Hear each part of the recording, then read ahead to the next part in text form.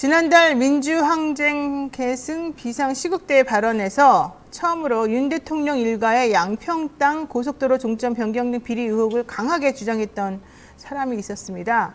바로 안진걸 민생경제연구소장인데요. 자, 오늘 안진걸 소장 모시고 그날 그런 발언이 왜 있게 되었는지, 그것이 무엇을 의미하는 것인지, 현재 어디까지 와 있는지 한번 소상히 들어보도록 하겠습니다. 어서 오십시오. 네, 안녕하십니까. 네, 머리에 뭘 쓰신 겁니까? 안진걸 TV가 11만 명을 돌파해가지고 와, 들고 나왔습니다. 안진걸 TV 만든 지가 지금 얼마나 됐죠? 한 1년 반쯤 된 것 같습니다. 1년 반밖에 네. 안 됐어요? 그랬는데 네. 11만이나 됐어요? 예, 많은 분들이 응원해 주신 덕분입니다. 늘 대단합니다. 감사합니다. 네. 노복만 TV도 잘 되고 있잖아요. 우리 15,000밖에 안 됩니다. 제가 머리띠 선물해드렸는데. 네, 네. 예. 안진걸 TV 구독자 여러분 모두 노복만 TV를 구독해 주시는 걸로. 네, 그리고 뉴스인사이다가 우선이죠. 네, 뉴스인사 여러분들 모두 다 노복만 TV를 구독해 주시는 걸로. 그럼요. 뉴스인사이다 홍보대사를 자처하고 있는 안진걸입니다. 네, 여러분. 고맙습니다. 감사합니다. 자, 오늘 좀 심각한 얘기를 해야 되기 때문에 네. 이제 분위기 업 시키는 건 여기까지 하고요. 오늘 소장님과 함께 양평고속도로 관련 의혹하고 최근 현 정부의 민생 정책을 한번 점검해 보려고 하는데요. 제가 좀 전에 이제 설명을 드렸습니다만, 지난달 민주항쟁 계승 비상시국대회 발언에서 네. 처음으로 윤 대통령 일가의 이 양평 땅 고속도로 종점 변경에 대한 얘기를 하셨어요. 네. 갑자기 그 얘기가 나오게 된 게 어떤 계기가 있었을까요? 일단 오늘 많은 언론이 주목을 안 하고 있는 부분, 네네. 저 화면이 잡히지 않을까봐 이제 우리 MCN께라도 좀 카메라 저거 보여드리는데, 보시고. 예, 이게 좀 윤석열 크게. 대통령 공약도입니다. 아, 공약도. 예, 좀 저는 우리 뉴스토마토에서라도 오늘 다시 한번 윤석열 대통령 공약이었다. 뭐가 이 공약도는 공약이었다는 거야? 예. 그 이른바 강상면 종점이 아니라 양서면 종점으로 가는 걸 해놨습니다. 서울 그거를 양평고속도로. 대통령의 공약이었어요? 예. 그리고 더 나아가 지금 국토부는 서울 양평고속도로 끝나는 거다. 서울 춘천고속도로 연결할 계획이 없다라고 밝혔잖아요. 최근에 가짜 네. 뉴스입니다. 대통령 공약도 양서면을 찍고 홍천까지 홍천까지. 가는 걸 해놨습니다. 여기 보십시오. 양평 IC, 홍천 IC 약 40km 고속도로 신설. 아니, 홍천에 씨는 원래 있었었어요. 공약에. 예, 제가 알아요. 그러니까요. 예. 그러면 이게 지금 원희룡 장관과 국토부는 서울 양평으로 끝나는 거다. 아. 왜냐하면 그게 중요하냐면요. 예. 만약에 강상면으로 가면, 이제 보이면 좋겠지만 이게 유명한 사진인데, 강상면으로 가면 2.2km가 늘어나서 공사기간도 더 들 테고. 화면에 예. 나오게끔 보여달라는데요. 이쪽으로 저쪽으로 한번 보여드릴까요? 보여드릴까요? 예. 그러니까 이제 이게 굉장히 중요한 좀 크게 그림인데. 확대를 가까이서 보여주세요. 예. 아니, 우리 카메라가 보여줘야지, 자기가 아니라. 제가 이렇게 좀 그렇지, 더, 그냥 들고만 예. 있으면 돼요. 네네네, 좋아요. 보시면 네. 곡선이 이렇게 이제 MC께는 이걸 보여드리고 싶은데, 네. 곡선이 자유롭잖아요. 예. 양서면을 찍고 서울 양양고속도로, 그다음에 홍천 춘천 쪽으로 가니까 양서면을 찍고. 네네네. 자연스럽잖아요, 라인이. 네. 근데 지금 우리 청자들께서 보신 라인은 강상면으로 내려가잖아요.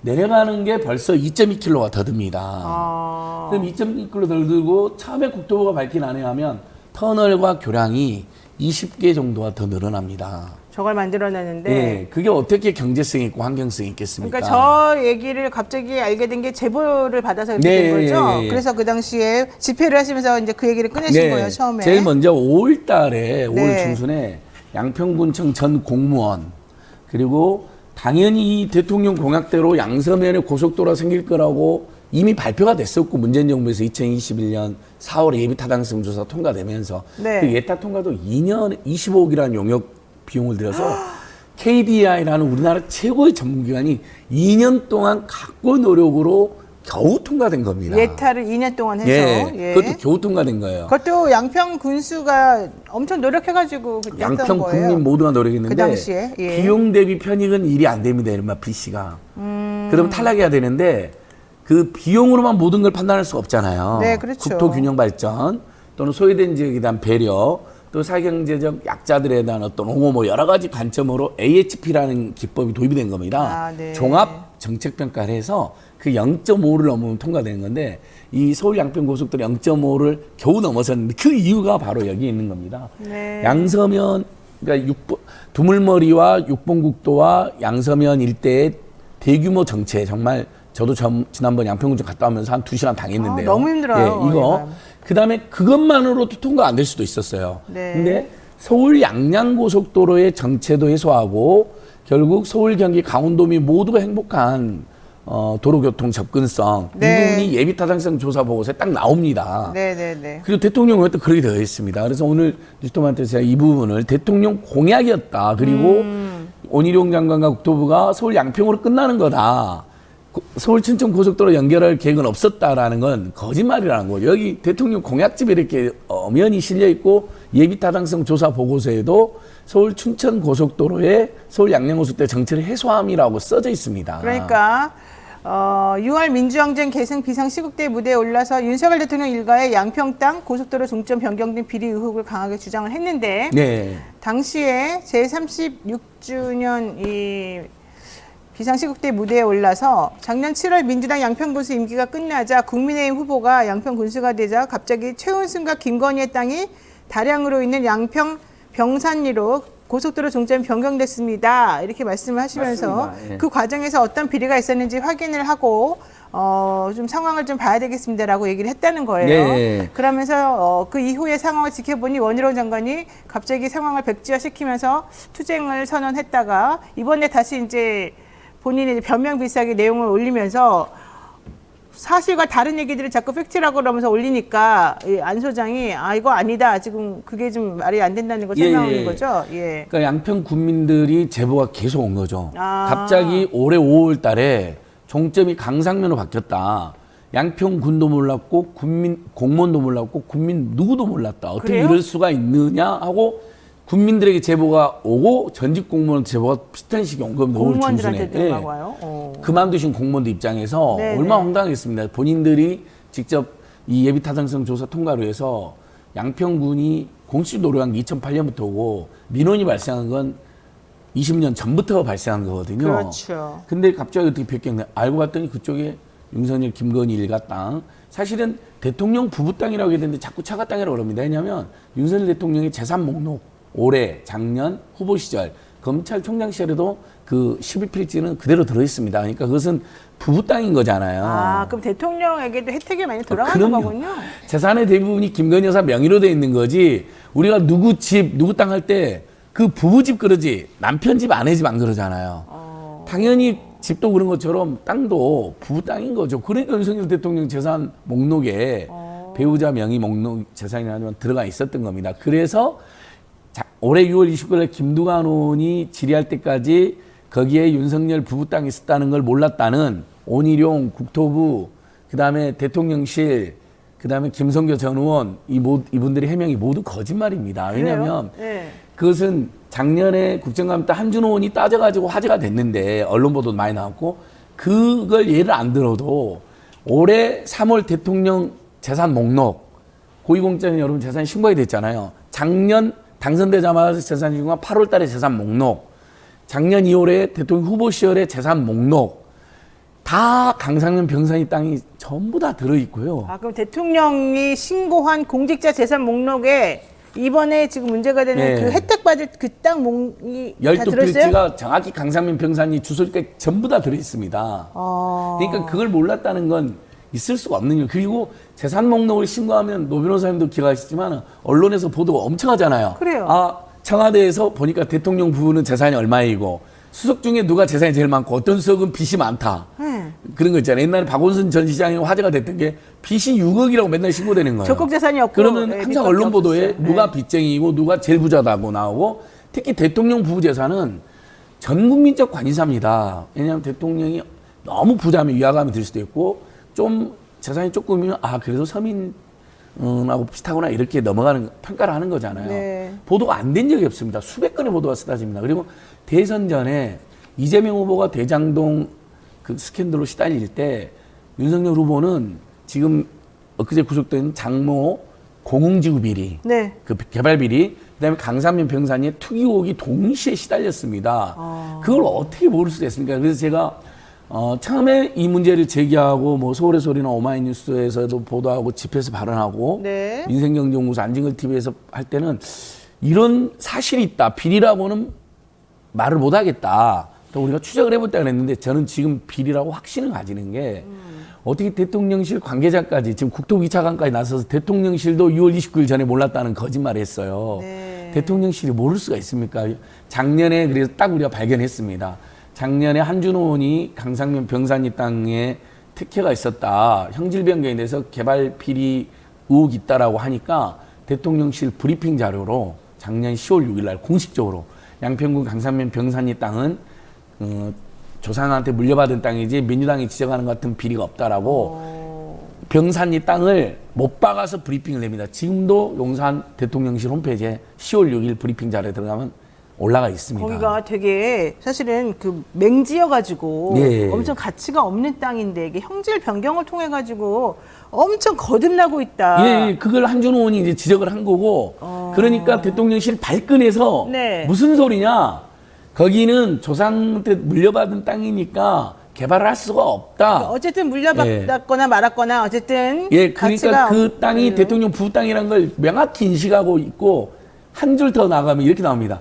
지난 대선 때도 민주당이 계속 가짜뉴스 퍼뜨렸는데 사실이 아니에요. 그러니까 지난 대선 때 그게 쟁점이 됐다는 것도 인식하고 있어야 다 되는 인식하고 거네. 있는 게 여러분 10월 6일 용산 대통령실 홈페이지 가시면요. 네. 브리핑 자료 작년 10월 6일에 올라가면 그러니까 근데 최근까지요. 온희룡 장관, 국토부, 국힘당, 김성교 전 의원 그리고 대통령실 국토교통 비서관 출신인 국토부 2차관 배공국 차관 이분이 인수위 때도 부동산 분과 위원이었는데요. 네. 6월 29일까지 재산이 대통령 부재산이 강상면 병산에 있었던 걸 몰랐다고 거짓말했습니다. 방송에 나와서요.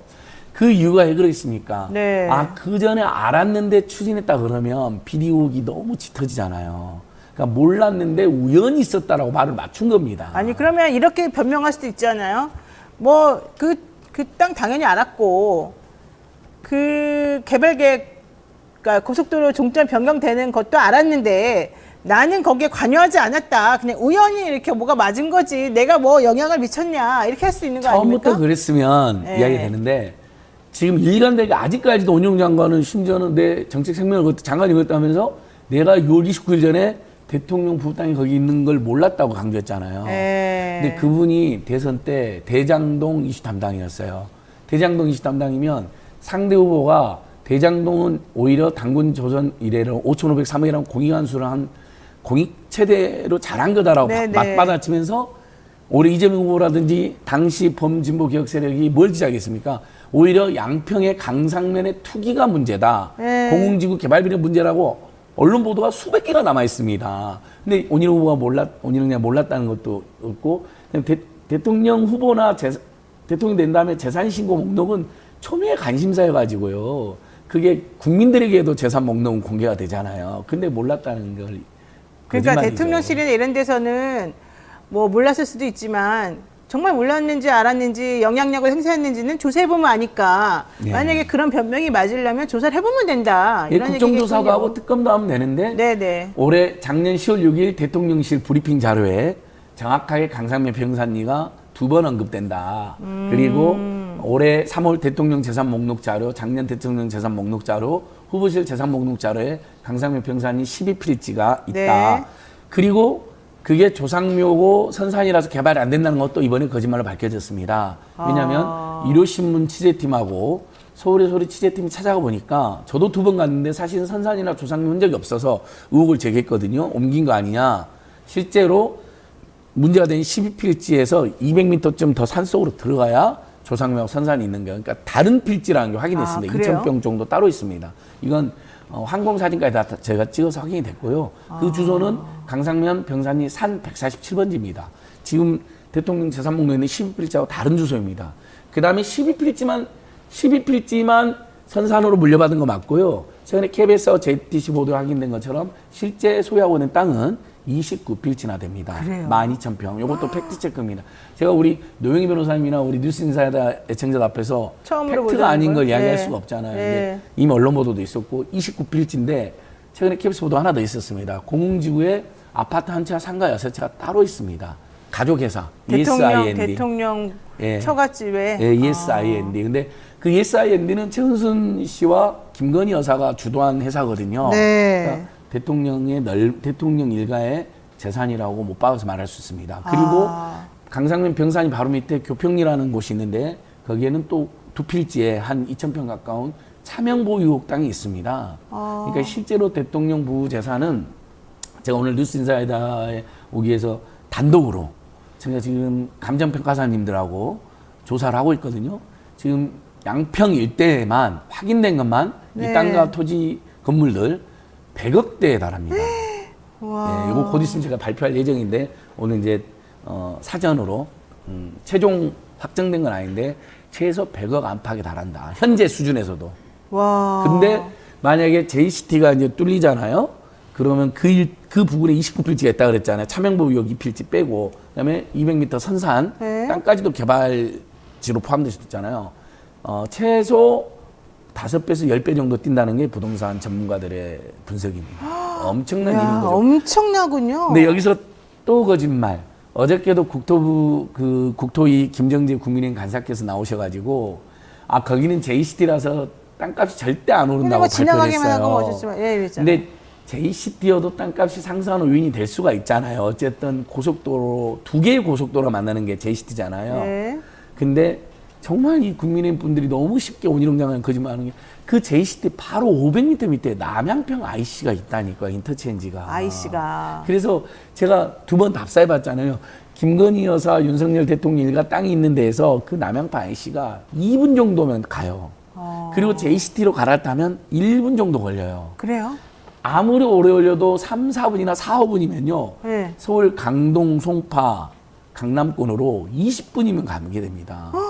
노 변호사님도 잘 집값이, 땅값이 뛰겠습니까? 안 뛰겠습니까? 당연히 뛰겠죠. 지금은 1시간 반에서 2시간 걸리는 일종의 양평의 오지인데, 네. 거기가 지금 중부내륙고속도로도 있고, 거기다가 서울 양평 고속도로가 돌아와서 딱 바로 네. 500m 지점에 접속도가 생기고, 네. 거기를 이용할 때 남양파 IC가 바로 있기 때문에 2분이면 갈아타는데 땅값이 떨어진다라는, 심지어 떨어진다는 거짓말합니다. 정말 아무리 그래도 그 땅값이 오르는 것이다. 그런데 우연히 된 거다라고 차라리 그렇게 우겨야죠.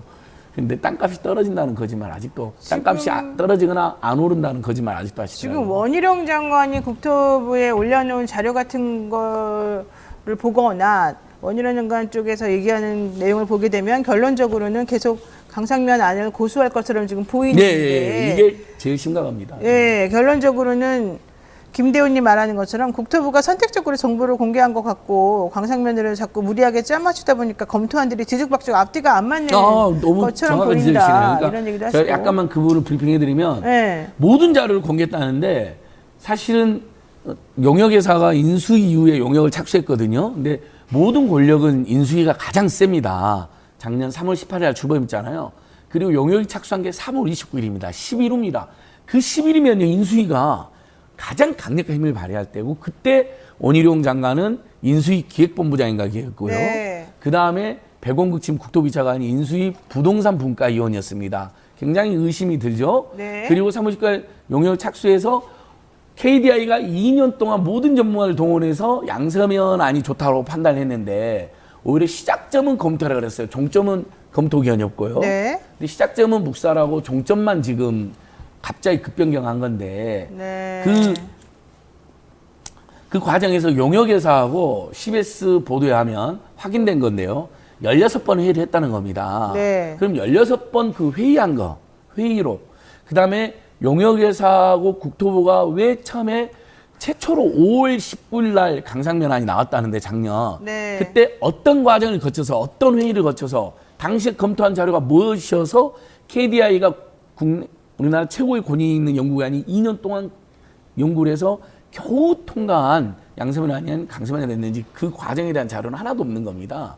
그리고 처음에는 양평군민 요청했다 그랬잖아요. 네. 근데 그게 거짓말로 밝혀졌고 그다음에 민주당 요청했다 해서 그것도 거짓말 밝혀니까 이제는 용역사 설계사가 요청했다는데 설계사가 을인데 설계사가 왜 요청을 그분들이 하죠? 어떻게 50일 만에 국토부랑 기재부랑 다 이미 거의 확정해 놓은 안을 뒤집고 강상면안 이야기 그건 중간에 누군가가 강상면안도 한번 검토해봐 괜찮을까 이걸 언질이나 지시를 했기 때문이죠. 그 부분이 지금 자료에 다 빠져 있고 근데 공개된 자료에도 그 국토부가 했던 거짓말이 드러난 게 있는 게 알겠습니다. 오로지 저희는 1,000억에서 2,000억이 더 든다 그랬는데 네네. 마치 140억밖에 안 된다라고 국토부는 강변했거든요. 네. 근데 용역사도 어떻게 써놨냐면요. 강상면 병산용 하면 공사비가 2천억, 3천억이 더 든다라는 분석을 써놨습니다. 그러니까 그러면 예비타당성 조사는 더 통과가 어렵겠죠. 네, 네. 그리고 경제성이 좋다 그러면 BC 분석한 결과를 내놔야 되잖아요. 작년에 용역을 3월 29일 날 착수했는데 지금 1년 반이 되어 가잖아요. 네. 아니 또 BC 결과가 안 나오는데 BC 결과가 안 좋았기 때문에 숨겼거나 아니면 BC 분석을 아예 안 했거나 둘 중 하나라는 지적이 있습니다. 알겠습니다. 자, 말씀 들어보니까 조금 이해 안 가는 부분이 되게 많은데 앞으로 좀 밝혀지길 바라고요. 이상렬님께서 어휴 슈퍼챗 너무 많이 써주셔서 감사드립니다. 자, 요 얘기 한번 해보겠습니다. 현재 정부에서 특별 재난 지역으로 13개 지역을 선정을 했는데요. 과기부에서 이동전화는 가구별 1회선에 한해서 최대 12,500원을 감면하고 시내 및 인터넷 전화 월 이용 요금을 전액, 초고속 인터넷과 유료방송 서비스는 이용료의 50%를 한 달 동안 감면해 주겠다 했어요. 특별 재난 지역인데 이렇게 요거 깎아준다고 해서 무슨 효과가 있는 건지 무슨 생색내기도 아니고 이게 뭡니까 지금 장난하는 것도 아니고 이게 재난을 의미가 있나요? 막지도 못했고 현장에도 안 왔거나 늦게 왔고 또 현장에서 무슨 인터뷰한다고 견인차를 막고 네.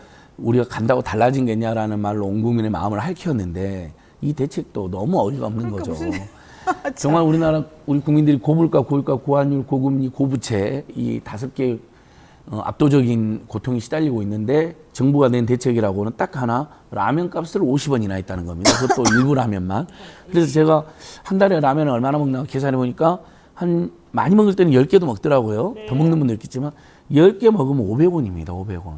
그러니까 5,000원 정도 예, 500원, 들어간다고 치고 500원 깎아주는 예. 거죠? 그러니까 예. 라면값 500원 깎아주는 것으로 어떻게 지금의 사태가 해결이 되겠습니까? 마찬가지로 이분들은 지금 최소 수백만 원에서 수천만 원, 많게는 수억의 재산 피해를 입은 분들이 많을 텐데 안 해주는 것보다 낫겠죠. 근데 10,000원, 20,000원, 30,000원 네. 돈이거든요. 이거 합쳐봐요. 네. 차라리 그러지 마시고 그래도 이게 코로나 같은 재난이잖아요. 코로나 때 문재인 정부에서 2번의 전국민 지원을 했어요. 한 번은 100% 사행가족 100만 원을 지원했고요. 한 번은 80% 소득 하위 80% 물론 논쟁이 있었잖아요. 소득 상위 20% 빠져서 네. 소득 하위 80%를 1인당 25만 원을 지원해 주니 했었거든요. 차라리 이제 여기는 피해가 보상되면 그 피해 금액은 따로 나간다고 치고 일반적으로는 당시처럼 사행가족 기준으로 100만 원을 차라리 일괄 지원해서 일단 숨통을 틔우라는 게 낫지 않겠습니까? 네, 맞습니다. 네. 자, 또 이 얘기도 있습니다. 김기현 국민의힘 대표가 최고위원 회의에서 지난 6일에 3년간 국고보조금 받은 1만 2천여 개 민간단체를 감사한 결과 총 1,865건, 약 314억 규모의 부정사항이 알려졌다 이렇게 말하면서 보조금 사업에 대해서 전면적 개편을 촉구하겠다고 했습니다만 오히려 구구단체 총 연명에 대해서는 42억 원이나 보조금을 지급한 걸로 알려져가지고 도대체 이게 형평에도 맞지 않고 보수적이고 극우적이면서도 본인들에게는 쓴소리하지 않는 그런 단체에 대해서는 지원을 아끼지 않겠다. 이런 취지로 좀 들려요. 예. 지금 그러니까 우리 국민들께서 노동조합이나 시민단체 보조금 받는 걸 오해하는 분들이 굉장히 많아요. 왜냐하면 윤석열 대통령이 입만 열면 그렇게 이야기하니까. 네, 여기 근데, 민생경제연구도 봤습니까? 저는 정부나 지자체로 단 한 푼도 받아본 적이 없고 받을 생각도 없고 받을 계획도 없습니다. 네, 앞으로도 네. 그럴 거고요. 그리고 제가 예전에 몸담았던 참여연대도 20년 동안 있었는데 단 한 번도 정부나 지자체의 지원을 받은 적이 없습니다. 그래요? 그러니까 국민들께서 아는 웬만한 유명한 이슈 파이팅하는 단체들 있잖아요. 대변하는 단체들, 뭐 민변, 참여연대, 경실련, 뭐 민생경제 다 대부분의 시민단체는 정부로부터 지원을 받으면 감시 기능에 문제가 있을까봐 지원금을 아예 안 한 푼도 받아요? 안 받습니다. 그러니까 일단 그게 가짜 뉴스고요. 두 번째, 그러면 어떤 분들이 지원금을 받느냐?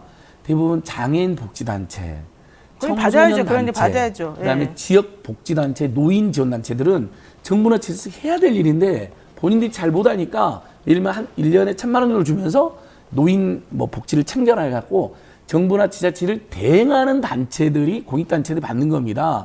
그러니까 흔히 말하는 민간단체나 이슈 파이팅하는 단체는 한 푼도 안 받아요. 그리고 그건 당연히 받아야 될 겁니다. 전 세계적인 흐름이. 네. 근데 그 중에도 혹시 313 금액의 부정사인데 이것도 다 불법 편법 사항이 아니라 예를 들면 부실회계나 어떤 누락 같은 일이 많이 있을 겁니다. 근데 이것도 고쳐야죠. 당연히 국민의 세금을 지원받는 건 단 한 푼도 부실하게 상대서는 안 되잖아요. 네. 그것은 당연히 고쳐야 됩니다. 오히려 그러면 누가 돈을 더 많이 받느냐? 자유청년맹 그리고 바르게 살기 운동협의회, 새마을운동본부. 전부 다 보수적이고 이게 정부를 관변 빅3라고 합니다. 그렇죠. 정가에서도 관가에서도 거기는 정부나 지자체로부터 1년에 많게는 수십억, 적게는 수십억, 많게는 수백억까지 그러니까 사무실까지 지원을 받습니다. 이분들은 대부분 극우 성향이나 강경 보수 성향이잖아. 이번에 자유청년명에서 정말 사실 무리를 일으키는 일베형 극우형 유튜브들을 자문위원으로 다 임명해갖고 또 큰 무리를 일으켰습니다. 이런 데 가는 돈은 안 아깝고 정말 노인 복지, 청소년 보호, 그다음에 장애인 지원하는 단체들이 쓰는 돈은 아깝다는 것인지 먼저 따져야 되고, 그리고 거기서도 실제 314건의 부정사고는 이것도 다 예를 들면 무슨 횡령사고로 생각하잖아요. 횡령은 일부고 회계부실 회계를 잘못 해서 이런 그런 부분들이 거죠? 많습니다. 근데 그것도 저는 고쳐야 된다고 저는 지적하지만요. 그러니까 결국은 그리고 수혜 지원한 예산은 예비비로 따로 해야죠. 추경을 하거나. 이 보조금도 국회에서 정식으로 정부가 기한하고 윤석열 정부가 작년에 기한해서 국회에서 통과된 예산입니다. 잘못 쓰인 돈이 있으면 당연히 환수해야 되겠지만, 그러니까 대통령이 원희룡 장관이 멋대로 갑자기 다 고속도로 2조 원이나 드는 고속도로 안 해버릴 거야 하고 선언하는 거나, 갑자기 수재하고 아무 상관없는 민간단체 보조금을 없애버릴 거야. 그걸로 수재 복구 예산이 쓸 거야. 그것은 국회와 국민과 그 지원을 받았던 복지단체들을 굉장히 무시하고 모욕하는 처사죠. 네, 알겠습니다. 자, 마지막으로 하나만 여쭤보고 정리하겠습니다. 지금 최저임금을 결국 10,000원이 못되게 이번에 정하기도 했고, 사용자가 근로자에게 일주 1회 이상의 유급휴일을 보장해야 한다는 이제 근로기준법에 따라서 주휴수당을 원래 줘야지 되는 건데, 네. 이게 이제 쪼개기 고용을 하는 편법으로 또 사용되기도 맞습니다. 한다, 뭐 이런 얘기도 있어서, 이 도대체 전반적으로 이 노동시장이 어떻게 운영이 될지에 대한 우려도 좀 있거든요. 예. 자, 일단 물가 인상률, 오늘 이번에 한국은행이 올해 추산한 물가 인상률만 4%인가요? 3.4%대입니다. 네, 3.4%대입니다. 예. 근데 지금 장마하고 수해 때문에 더 물가 올라가죠. 지금 채소 물가 엄청 오르고 있잖아요. 농산 물가. 그래서 지금 뭐 8개 품목 농산물 할인 쿠폰 발행하고 있거든요. 그거 좀 잘 이용하시길 바라고요. 근데 지금 이번에 2.5% 올랐습니다. 예. 역대 두 번째로 낮습니다. 예. 그런데 240 올랐습니다. 최저임금. 예. 예. 자, 8월 달부터 서울 시내 버스비 300원 오르고 10월 달에 지하철 150원 오릅니다. 그러니까 결국은 물가는 작년에도 그랬고 올해 초까지 5% 이상, 체감 물가는 10% 이상 올랐는데, 물가 임금은 2.5%가 오르면 실제로는 임금이 삭감된 겁니다. 그렇죠. 몇 %가. OECD도 그걸 지적했습니다. 대한민국은 지금 임금 삭감 중이다. 그럼 수출이 지금 위기인 상황에서 지금 무역 수지가 계속 적자였잖아요. 윤석열 정부 들어서서요. 네. 그러면 경제를 살리려면 결국은 내수가 활성화돼야 되는데, 국민들께서 임금이 삭감되고 다 들어오는 임금마저도 고물가 고금리로 다 쓰고 있잖아요. 이자라든지 물가로.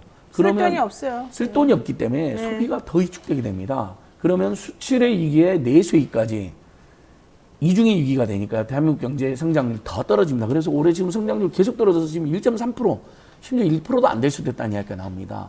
이런 상황에서 최저임금이 이렇게 역대 두 번째로 물가 인상률은 안 오르니까 서민 중산층 살면 더 어려울 겁니다. 근데 이미 결정 나버린 거잖아요. 그럼 저희는 다시 한번 야당이 잘한 것처럼 추경을 해서 네. 고물가, 고유가, 고금리, 고환율, 고부채, 그다음에 교육비, 주거비, 의료비, 통신비, 이자비, 교통비, 여기 시달리는 국민들, 전 국민에게 어렵다 하면 최소한 서민이나 극빈층들에게라도 물가 지원금을 줘라는 겁니다.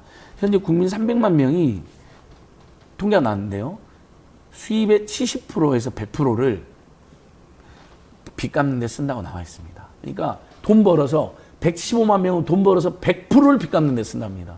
어떻게 삽니까? 네. 최소한 그분들이 극단적인 선택이나 사채, 그다음에 범죄 같은 데로 내몰리지 않도록 예. 최소한 3,400만 명 국민들한테라도 긴급지원금을 좀 줘라. 네. 이렇게 저희는 지금 촉구하고 있습니다. 알겠습니다. 네, 말씀 듣고 보니까 또 가슴이 답답해지는데 좀 대책이 좀 마련돼야 될 것 같습니다. 오늘 말씀 여기까지 듣도록 하겠습니다. 고맙습니다. 예, 감사합니다.